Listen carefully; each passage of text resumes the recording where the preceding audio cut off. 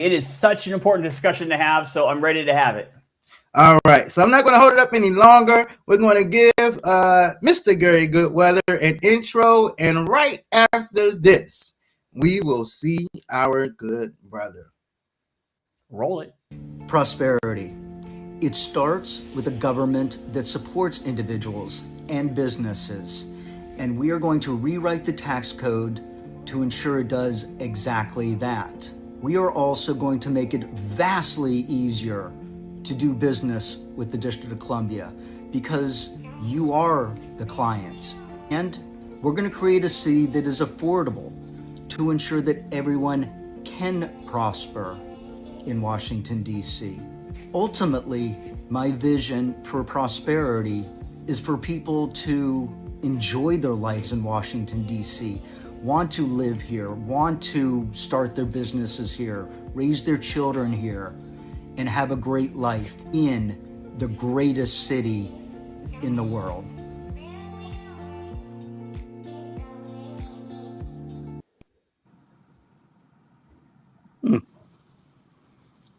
Ladies and gentlemen, let me present to some and introduce to others the awesome Mr. Gary Goodweather. How are you today, sir? I am outstanding. How are both of you? Doing pretty good. Doing pretty good. Man, what an introductory what an introductory video that was. You definitely hit on a lot of areas that I think speaks to a lot of our residents and potentially your future constituents. So just start off by just giving us a brief introduction of yourself. Take a couple of minutes. Tell us who you are, where you come from, and what makes you run for this this seat of mayor. I think those are all good questions. So, I'm Gary Goodweather. I have, in a lot of ways, DC is my life. Other than my time on active duty in the Army, my entire professional career is here. I met my wife here. Both my kids were born and raised in the city. Actually, where I'm sitting right now is the house before my wife and I even got married, we saw this house and said, this is it. And over 22 years later, this has been our life. Why am I running? Right. That is, I get the question pretty much every day, multiple times a day, actually. And it is because I love this city. And because I recognize that we are all connected as a city. It actually really goes to just what I believe, whether it's in my faith or just humanity, that we are all connected, that we are all the same, and we all have a responsibility for one another. And what I want to do, what we are going to do, is we have all these incredible resources here in DC. All right, we have all the people, all the experience, everyone who's lived here their entire lives, people who have come here that wanted to make a life for themselves here. And I want to utilize all the people here in our city to be able to create a place, actually, like that video said, where that people can prosper. And I think a lot about prosperity. And to me, yeah, it may be economic prosperity, it may be just happiness, but it's so that people actually enjoy their lives, that everyone enjoys their life here in the city. I absolutely love that. So we're going to get right into it. We have so much to talk about. And I want to just start off as in someone who's in the education field for the past 5 years or so, talking about education. This is a very alarming thing that I actually was talking about with someone this morning, is only 36% of DC third graders are reading at grade level. I will agree with you where you said that is unacceptable. So you're talking about launching an Every Child Reads literacy program. You're talking about fully implementing the science of reading. Um, can you expand on your thoughts Yeah. on how you're going to go about doing these things? Yeah, I mean, and I guess I want to start with we need to understand that we need to be focused on long-term outcomes, right? And that starts with at birth. And even I was talking to a doctor at Children's Hospital, and they my understanding is Children's Hospital actually runs many of the clinics throughout the city, and this doctor works at Howard University Hospital as well, and in all the science shows how important it is even from birth, right, to start taking care of and educating our children. And is just we are the way that we are, and this doctor was saying how they pretty much depending on the mother's situation will take the mother away from the child at birth. And my point here is that we education and lifelong outcomes start at birth. In terms of outcomes, I think that DC has been focused on the wrong outcomes. We've been focused on just getting kids to move to the next grade level. We've been focused too much on test scores without really taking a look at giving teachers and educators, the professionals, the ability to be able to connect with our children and educate them in the right way. So I think part of what we are going to do is create a system that a science-based system that empowers teachers more, empowers educators more, to be able to identify identify individuals, kids' needs. A couple other comments I'll make though is just in my experience, right? So my daughter is dyslexic. She's in college now, and they effectively DC didn't have the resources to be able to support her. By the way, she's doing great now. She's thriving, but that was in part we were fortunate to be able to get her a space at the lab school here in DC, and that was really life-changing for her. I want that for every student. I want every student to have the opportunity, regardless of financial means, the opportunity to thrive. Number one. And I also think that we need to be creating more lifelong skills. And I'm not sure if you've seen it yet, but I wanted to make sure that one of the first idea papers, the solution papers that we put out, was something called the Capital Core, and modeled it after.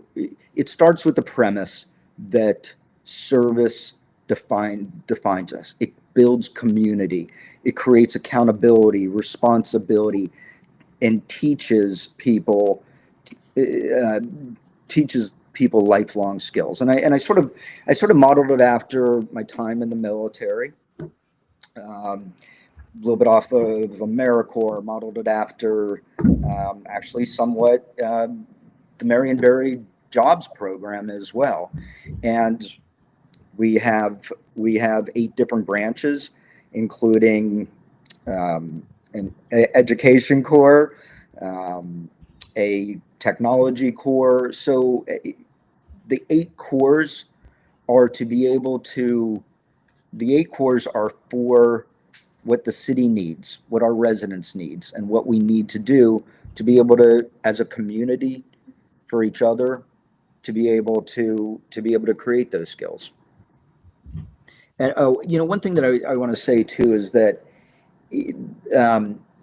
right now we teach, or we test, I should say, third graders at the end of the year, and that's important because in third grade you stop at, or say after third grade, you stop reading, you stop learning to read, you start to read to learn, and I think that's important, and this is also where there are examples throughout our country and through the world where they're doing it right. So Mississippi had some of the worst literacy rates in the country, some of the worst long-term outcomes, but now it's actually, Mississippi is an example of a model that we can replicate, or at least be able to study and be able to implement here in DC to actually create better outcomes.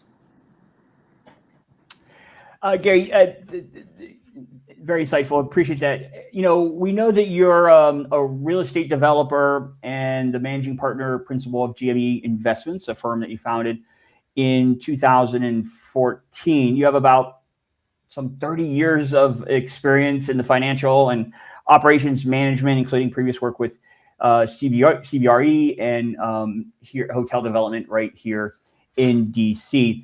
Now, my question is you're running against an establishment of politicians. You've never held an elective office. Why should voters trust a real estate executive to navigate the bureaucracy of the Wilson Building? So that 30 years experience, first of all, it starts with my view of leadership, right? And exactly because of the 30 years of experience and expertise that I've accumulated here in DC, because I've dealt with every level of DC government, I'm sure there's some little group. I'm sure there's organizations within the agencies that I haven't dealt with, but I've dealt with every single one of them, right? And because of that is in a large part why I am running, because I know how hard it is to actually get shit done in DC, how hard it is, how hard it is at times just to be a resident. And this is where I actually feel incredibly fortunate, because I get to run in a city with an incredible amount of intellectual capital, with an incredible amount of expertise and experience, and get to utilize that to create better solutions. But it also goes to my view of leadership. And this is where I was always taught, and I do believe, which is leaders are not born, they are made. And ultimately, it's not about me, right? It is, I rely on experts. I rely on so many different people to be able to help all of us design and you'll hear me say this a lot, execute on plans that actually make a difference. So why should you trust me? This is where I'm at. I'll actually use one of our campaign principles, or I'll just mention our campaign principles, because it is that 30 years of experience and work that has driven. They're just go to everything, not just how we run this campaign, but how we're ultimately going to run the city. And it's 4 principles: creativity, collaboration, empathy, and execution. And they are all equally important. They are all important. And I got to say, in this, we are seeing real time right now what leadership looks like, if you want to call it that. What leadership looks like without empathy and with no plan of execution. And how we get there is just as important to the destination. Did that, I mean, tell me, did that answer the question? Is it, that is, why trust me? Because I care. Because this is what I want to do to be able to help our city, to be able to help the people of our city. You know, That's it. I was gonna say, Go ahead, Tom. what I was going to say, the first thing that rings a bell to me is I heard the military, I heard the Army in you. My father served as a command sergeant major for 42 years, so it almost gave me chills that, you know, it gave me chills thinking that he was in the room somewhere. So, you know, when you're talking about trust, you know, we're talking about your dedication, obviously, to the community, to the world, with your service to not only in the United States Army, but my understanding is the Army, the National Guard as well. So, first of all, thank you very much for your service to our country. You know, that's obviously very important and is, you know, a grassroots to who you are. I can tell that right off the bat. I just gotta say, and by the way, a command sergeant major, that's serious. That's like, but and I'll say also, I think it's an advantage. I think it's an advantage that I'm not a career politician. I mean, I think differently, and that is, and that's been molded, I guess I would say, over my life. Yeah, I agree, and I'll go as far as to say is that's the reason why some of us, I know myself, definitely supports ranked choice voting. For one, we are trying to get rid of this cycle of recycled DC politicians. It's the same circle, and they are just passing down that same circle from. I'm getting tired of it. I'm getting tired of it. Another reason I'm running, and I will say, and this system in DC has effectively been set up for that, and we want to change that. And when I do my job well, right after I serve, well, while I'm serving, even while I'm conducting myself during this campaign, hopefully I encourage the next generation of leaders, thoughtful, empathetic leaders, to want to run for office, because it ain't easy, and in some ways that's a problem, because we want the most thoughtful, the most empathetic, diverse leaders that we can get. I apologize, my table's, I must be getting a little excited because my table's shaking a little bit. But I think that was a good moment for me to take some time for a plug-in. Raise your voice. Diverse, different. We're on a mission and we all have one vision. If you are interested in being someone like our candidate, Mr. Gary just talked about, who wants to make a difference, who wants to, who think you have maybe some policies ideas or some suggestions to maybe fight crime or better our education situation, join Rising Voices of Politics DC. Maybe you're interested in running for office and you just don't know where to get started. You don't have the resources to get started. You need the help. You need information. Listen, we are here to help you.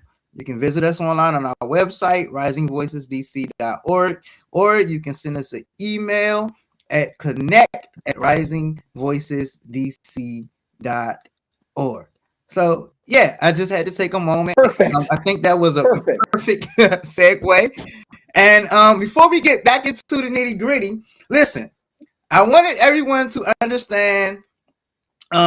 Listen, guys, I know some of us east of the river, when I talk, they're like, who is Gary Goodweather? I keep hearing his name. Who is this guy? So listen, I want y'all to understand and see a different side of Mr. Gary. And I promise you, you might laugh a few times during this brief break intermission. But I hope we're so. going to watch our brother, as I say, get down with the get down. Uh-oh. Uh-oh, here we go. And then we're going to come And then right can I back tell a quick with some story? more questions. Okay, but after that, can I tell a quick story? Sure. See you. This is how we do it. It's about to go down. It's about to go down. Wow. For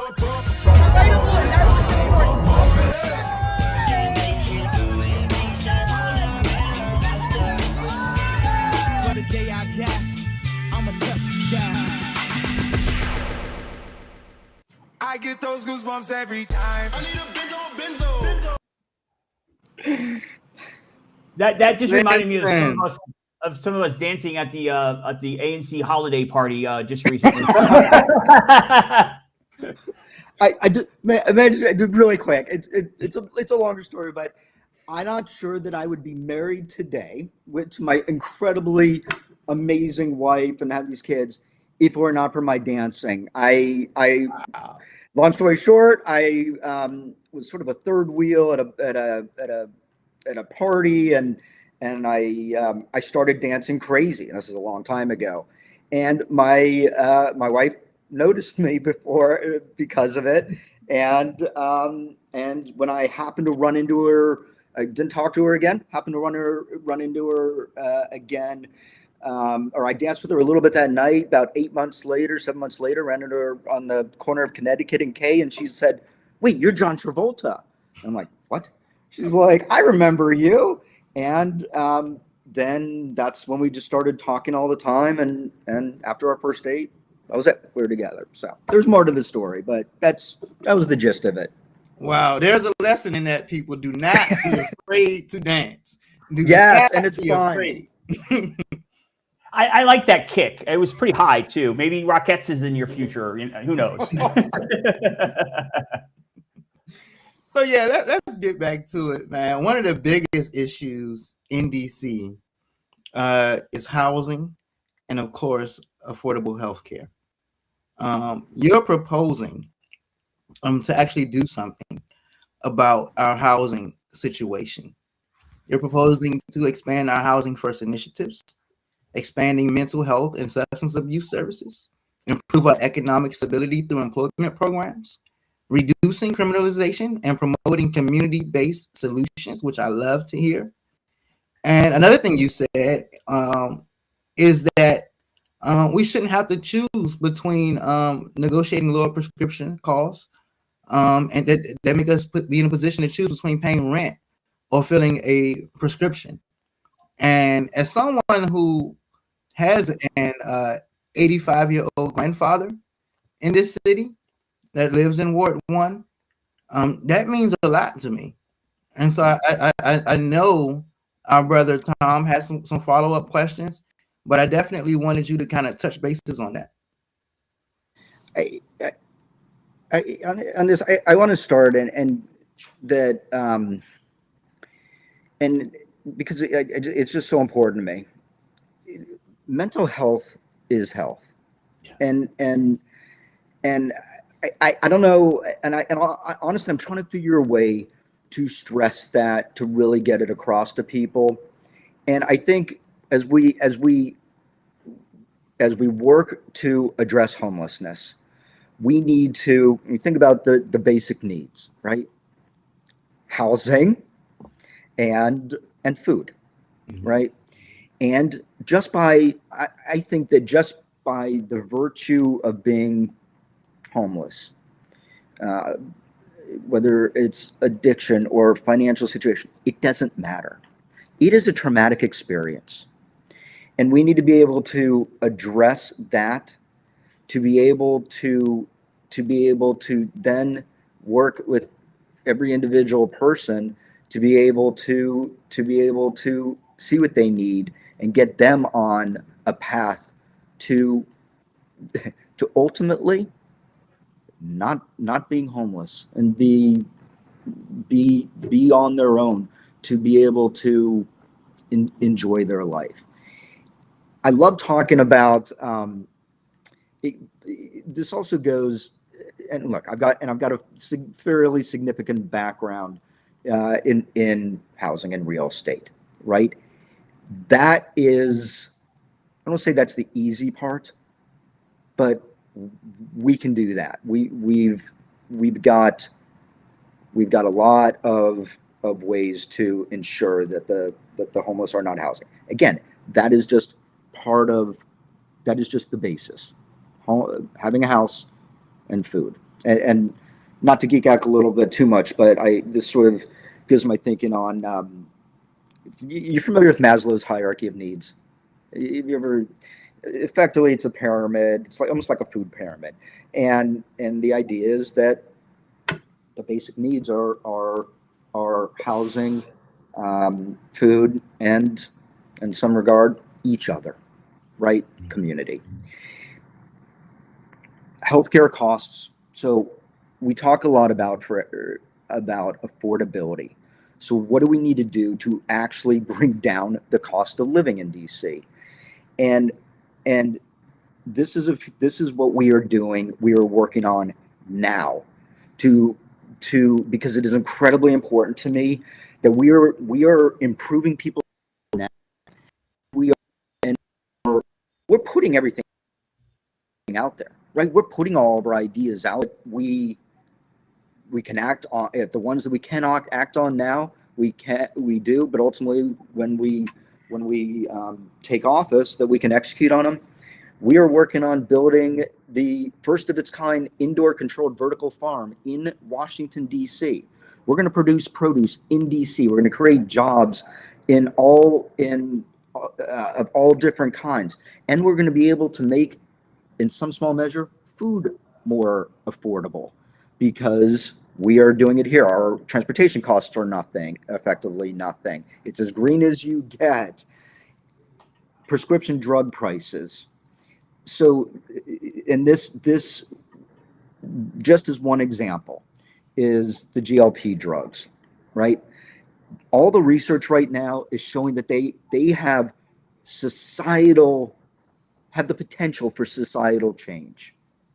We need to make drugs like that accessible, affordable to everybody. And by the way, not just treating obesity, but and all the illnesses that are associated with that.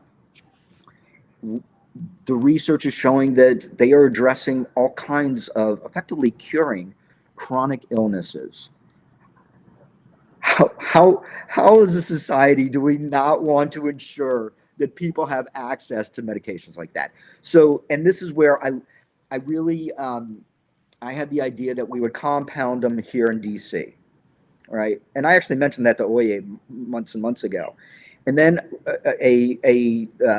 actually somebody who worked in the Biden administration said, no, Gary, here's another way of doing it, right? To make it affordable for everybody. And so food,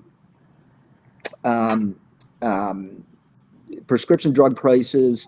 I can give a lot of examples just on healthcare as well, on how we can ultimately reduce healthcare costs as well. And obviously preventive healthcare is incredibly important as well, including ensuring that everybody has access to healthcare, and very important. I'd also, yeah, please. Gary, what I was going to talk, I want to talk to you a little bit about a conversation that I had with somebody just today on a bus going through Ward 8. We had the pleasure of sort of talking before the bus got there, and really nice lady. She literally took the scarf off of herself and gave it to another person she didn't know at the bus stop. That's the spirit of Washington. That's the spirit of Southeast. Yes. But as I got to talk to her a little bit more, and I told her who I was, because we were just feet from our ANC office, she shared with me and she asked me a question that made me think of the long line that we just had. She said, do you know where I can get help with my first month's rent? And that is a question that so many of our residents are having to deal with. Just a month or two ago, I think less than 2 months for sure, we had the ERAP program, Emergency Rental Assistance Program, reopen for 1 day. And lines out the door because the city's systems didn't even work. Sorry. Yes. Yeah, I mean, in part, the red tape of why they did it in person is should be answered, and somebody should be held accountable to that. Being out there personally with myself at 6 o'clock in the morning, I was there was 30 people in line at that point, and then by a couple of hours gone by, we've got almost 1,000 people showing up. And if it doesn't speak volumes to the winding line around the building, that's what a lot of our neighbors are facing. And so what specifically would you do, and what would you recommend me saying to that neighbor of mine that said, what resources are available to me to help pay my first month's rent? In the back of my mind, I was thinking, I don't know, ERAP, Salvation Army, things like that. But what would you say to the person that's asking that very question, and how do you plan to specifically address people with those concerns? I mean, in terms of, sort of the immediate, what I would say is that ERAP needs to be funded better, right? I mean, in terms of just immediate resources, we have an affordability crisis here, and I think that we need just better educate. We need two things. We need better education on the programs that we do have, and I guess sort of together, and better ways to be able to access those programs. This goes exactly to what I've experienced for 30 years in DC, and we have a lot of check the box programs here, right? But it's whether or not they're funded well enough, and whether or not people know about them, and even if they do know about them, how do they actually get them? Are there any particular programs that come to mind that you would enhance, take away, combine? How would you how would you convey that information? Like, why didn't a list of a place that I could tell this person to go to where there's a list of people that can immediately assist her, that has all of the resources, a checklist of try this. I know the information changes constantly, but are there any programs where you specifically would like to enhance or, create right off the bat? Yeah, I mean, in terms of we need an overhaul of all of our systems, and there is so much inefficiency and duplication of programs that can be reduced, and just by the reduction of those programs, or even reporting of programs, we can reallocate those dollars to the programs where to the same program or access to it easier, to be able to fund, for those monies to actually go to people. So in terms of we see a lot of duplicative program here that aren't effective, and yes, we need to evaluate those and reallocate the dollars there. So I need to butt in and ask you really quickly. on when you talk about programs, one that has my interest. Um, Violence interruption. Do you believe that A, it's effective, and B, do you believe that it has been utilized Hmm. in its most efficient way? It's an interesting way you've asked that question. So, does violence interruption work? I mean, yes. May I say sort of how we address it, right? Is I think that no, it has not been necessarily used in the right way, and this is where.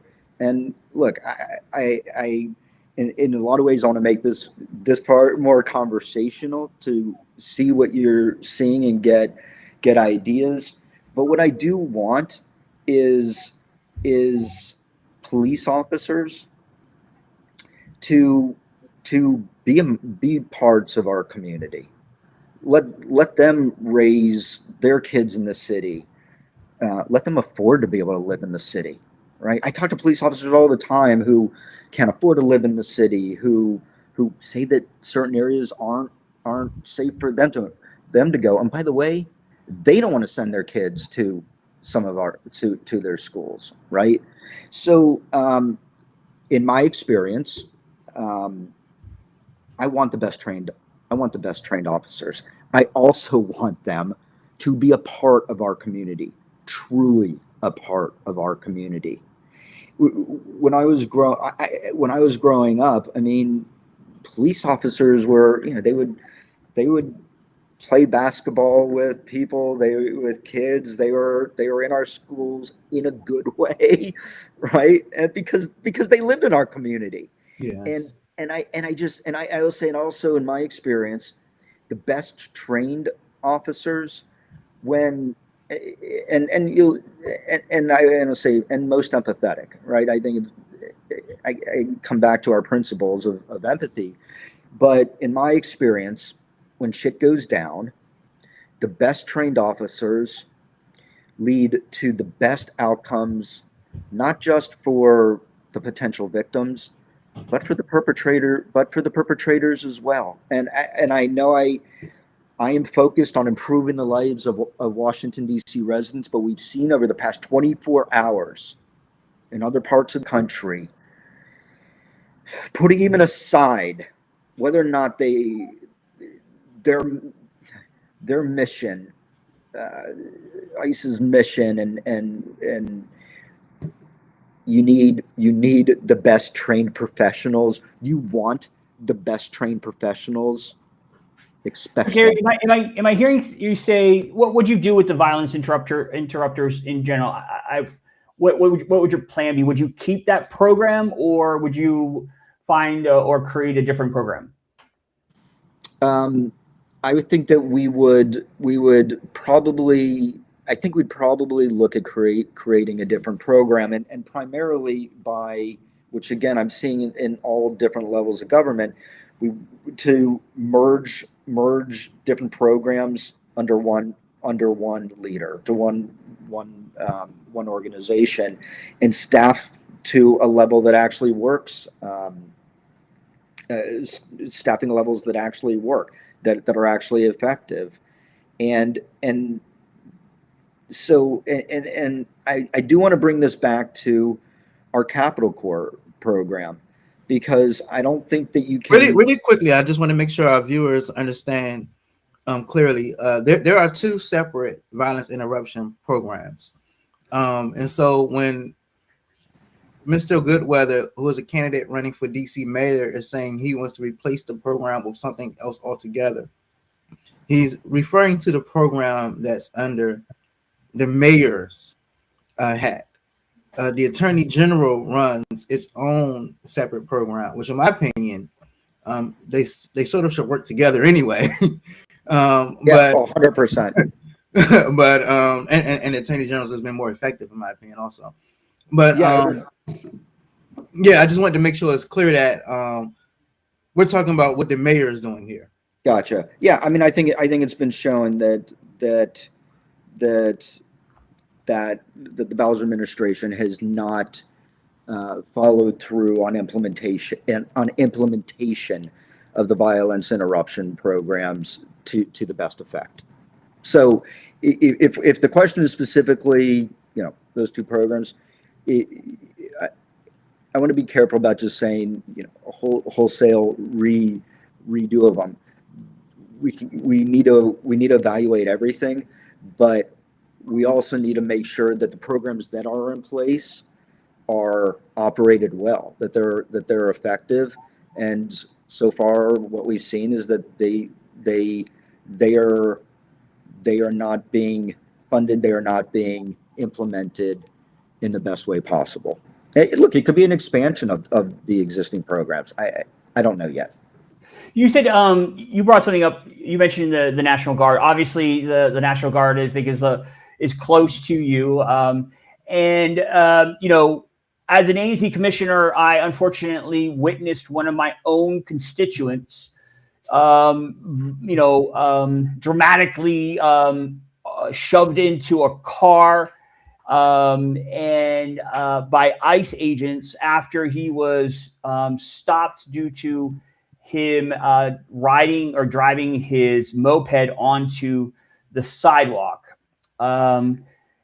It was dramatic. I'm glad I didn't speak Spanish to understand what he was saying to me because he knew who I was. But in his calls for help, he was also telling me to tell his family. It was dramatic. It was heartbreaking. And it took me a week to find out and reach out to his family. A week prior to this, we had Lieutenant Roberts with MPD give us the most detailed description of, their involvement or ICE's involvement, and these sort of jump out crews, as people have been referring to them as. And it was a little chilling. And I've seen it dissipate since that. I mean, I haven't seen, we were seeing these jump out crews on a weekly basis.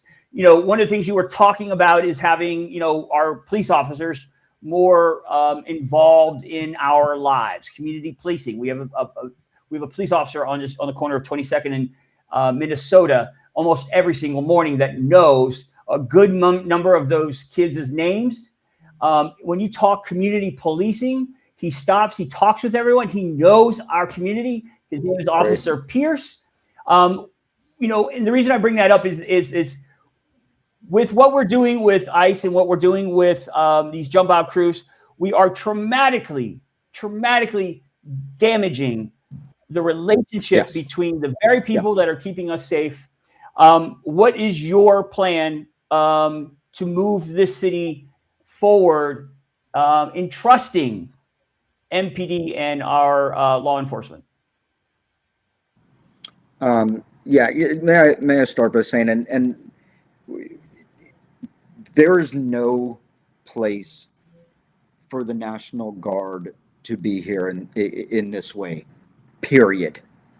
It is antithetical to what I took an oath to the Constitution of the United States for and what I was willing to die for. So, in the way, and ICE needs to get out. No, in this way, it's about execution, collaboration with MPD, and that needs to stop. So the question is how do we move forward, right? And this is where there needs to be, where leadership matters, accountability matters, and we want to, and obviously we have an interim chief police officer now, but leadership starts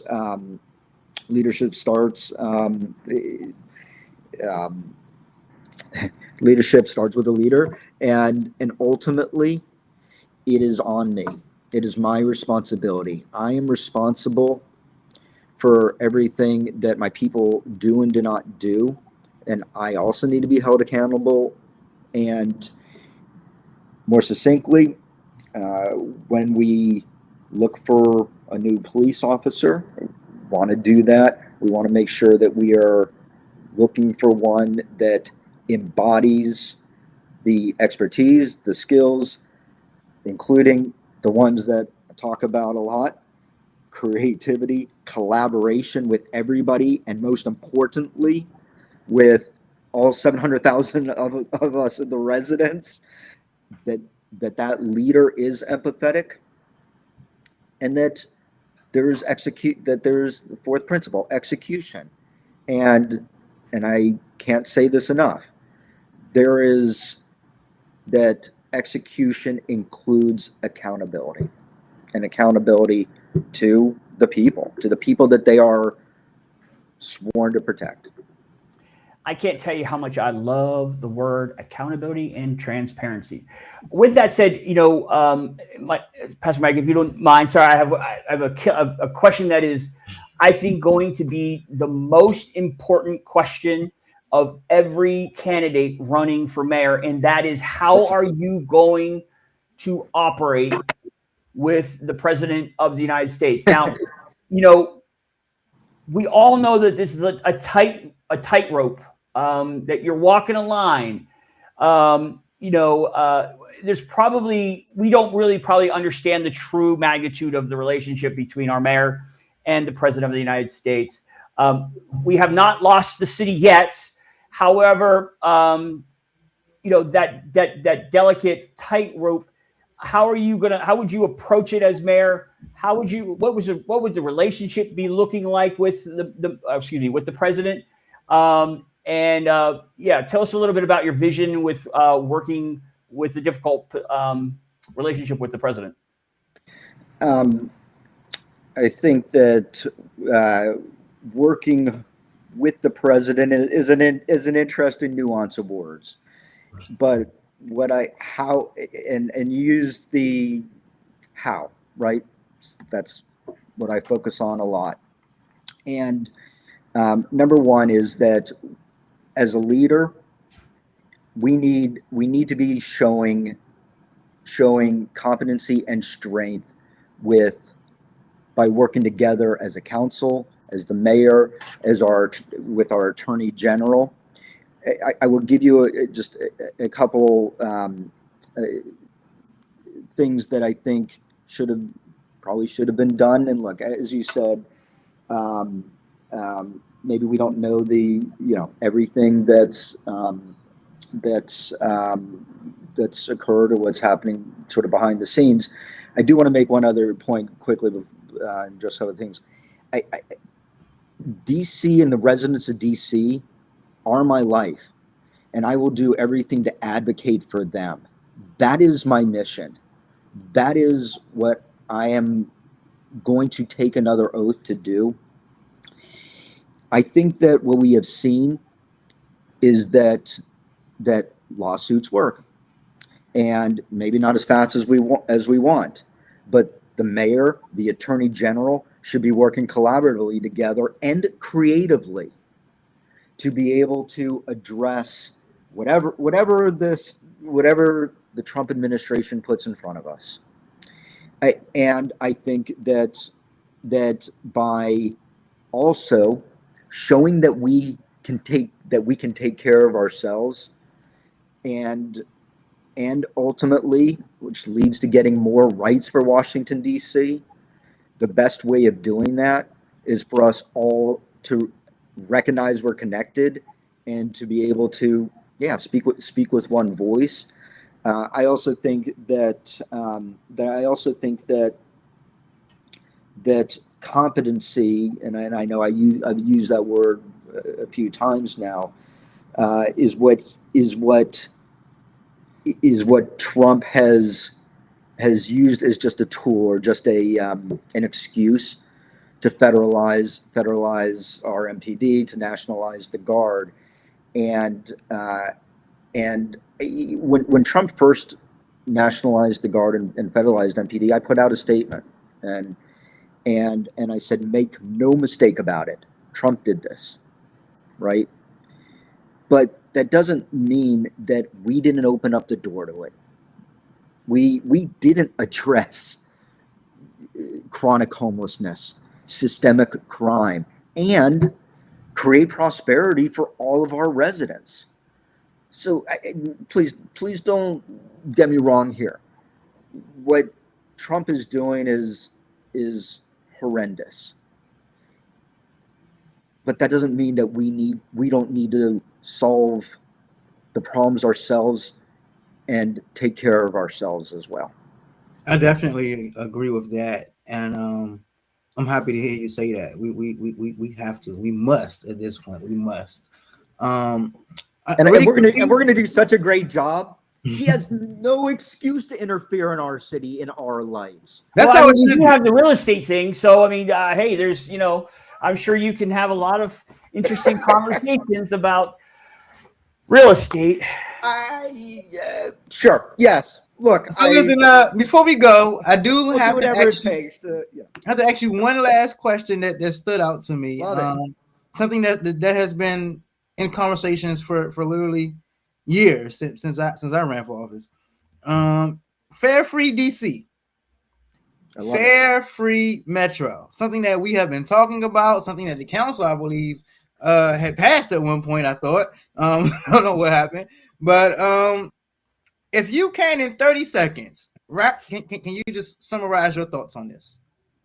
Sure. I mean, it is the proposal that we are outlining is under the belief, first of all, is that we're all already paying taxes, right? We don't pay to use our side. Well, we do pay to use our sidewalks and streets and so forth, right? So it is an allocation of funds, because I believe that transportation should not be a barrier to entry to be able to go to doctor's appointments, to go to school, and so forth. And as you might see if you dig into the proposal, it is both how we're going to fund it and how we're going to execute on it, which again you'll continue to hear me to say. And just in terms of providing, we didn't even really get the chance. I'd love to come back and talk more about equity, but in terms of equity and social justice and social mobility, I think it's 86% of DC bus riders now are Black. So there is a disproportionate share of different communities that are getting hurt by our current system. This is again about execution, and this will help connect our city. Fare Free DC will help connect our city, and to be able to bring down in proverbially and physically barriers. Agreed. Any final thoughts that you would like to leave the people's voice with? Just look, I am running to be of service to people, to be of service to our city. And as we talked about previously, I can't do this alone, right? But I am incredibly fortunate that our city has people like you two that are engaged and want to and care and want to make our city better for everybody. So I would ask, as I transition to being a I don't even love saying politician, but as I transition to it, I'm getting really good, getting much better, I should say, of having asks. My asks are that number one is if you have ideas, and Mike, you said it, if you have ideas, solutions, you want to run for office, great. Tell us our ideas. We're putting out everything that we can. If you see something, comment on it, or give us your intellectual capital, give us your experience, give us your expertise. That's my number one ask. Please, please, please. My second ask is as I said, I am running to be of service to the city at any time, and this is to every DC resident. Please reach out and let me know how I may be of service to you. On the note, I think you should provide what's your email address or what there's a way to contact you or ask you for additional questions. And a yes or no question is, should ANC commissioners be compensated? Yes or no? It has to be yes or no, correct? Yes. And time's up. You know what? Yes. Everybody should be compensated. Yes. Yeah, I got it under the line. Everybody, I hadn't thought about it. My initial reaction is everybody should be compensated for their work. I will say, and I know we're out of time. Our team had a very significant discussion yesterday about the roles of ANCs and how to make them more effective, how to give them more power to sign me up. I want to hear the conversation, be part of the conversation. Let's get more people running as ANC commissioners. That's what we got to do.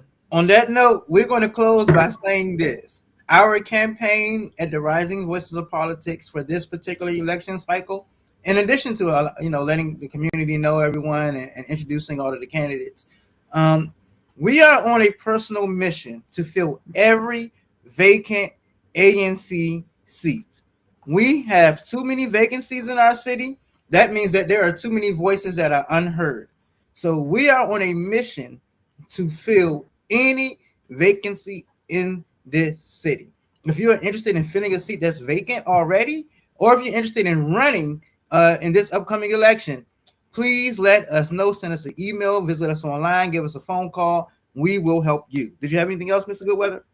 I would just say one of the thoughts, and this is for discussion for another time, is the ANC office reports to council right now. Something we've been thinking about is have a report to the mayor. Have a direct line to the mayor. Let's talk about it another time. Think about Oh, it. that's a deep. I love it. I love Right? it. See how he likes to end the show spicy. Man. So we I definitely think have to part have two. another I think conversation. part two. Part two. Does that sound Part like two is that? coming. Part two is coming. Until next time, folks, we will see you next week here at The People's Voice. Goodbye. Take care. All right, real quick. If you've ever yelled at your phone like, man, why nobody ever talks about this? Congratulations. This podcast is for you. Welcome to The People's Voice, DC, where the city finally gets the mic. And nah, this ain't one of those podcasts where everybody sounds smart, but nobody actually saying anything. We talk real life, DC life. The kind of conversations you have after work, on the metro, or when the group chat gets serious out of nowhere. Yeah, we talk politics, but don't worry. Nobody yelling over each other. Nobody reading off cue cards. And definitely nobody pretending they got it all figured out. We're talking housing, money, schools, mental health, culture, faith, purpose, relationships. Basically all the stuff that actually affects your life, but somehow never gets explained right. This podcast is powered by Rising Voices of Politics and founded by Reverend Michael Campbell. But listen, you don't gotta be a politician, a preacher, or an expert in nothing to belong here. If you got opinion, questions, or just a story to tell, you already qualify. And the energy, chill, honest, a little funny. Sometimes deep, sometimes light, but always real. Catch us live every Wednesday at 6 p.m. on YouTube and social media. Miss it? Cool. It drops the same night at risingvoicesdc.org, and you can listen anytime on Spotify. So whether you're outside, inside, commuting, procrastinating, or just tired of podcasts that don't sound like you, tap in, tune in, laugh a little, learn something. This is the People's Voice, DC, where the conversations make sense. The people are real. And yeah, we might even say what you've been thinking.